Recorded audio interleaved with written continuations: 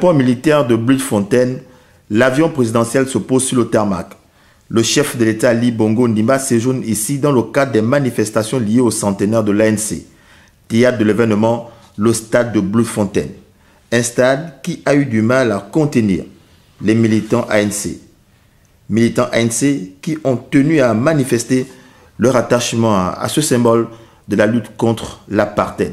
L'ANC, le Congrès national africain, est un parti politique d'Afrique du Sud créé le 8 janvier 1912 à Bloemfontein pour défendre les intérêts de la majorité noire contre la minorité blanche. Il fut déclaré hors la loi par le Parti national pendant l'apartheid en 1960. Il est à nouveau légalisé le 2 février 1990 alors que l'apartheid est aboli en juin 1991.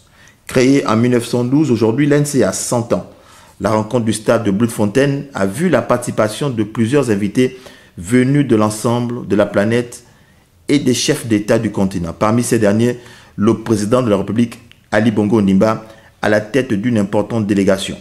On a assisté à une manifestation riche en couleurs et en sons, marquée par la prestation des artistes locaux, des ministres de Dieu, les chefs traditionnels et le discours du président de l'ANC, Jacob Zuma.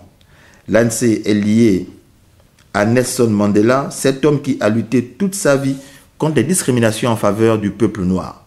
Il a passé 27 ans en prison. Il avait été condamné à la prison à perpétuité pour trahison. Il refusa d'ailleurs d'être libéré en échange de son renoncement à la lutte armée contre l'apartheid. Il sera libéré par l'ex-président sud-africain Frédéric de Klerk le 11 février 1990. En 1994, à l'issue des premières élections multiraciales, il devient le président de la République.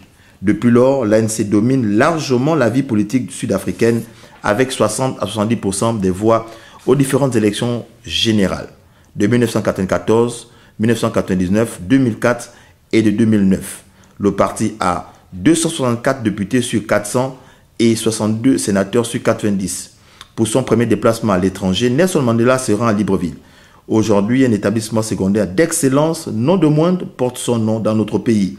Le prix Nobel de la paix de 1994 n'a pas pris part aux manifestations, mais dans le regard des militants de l'ANC se lisait la forte présence de Nelson Mandela.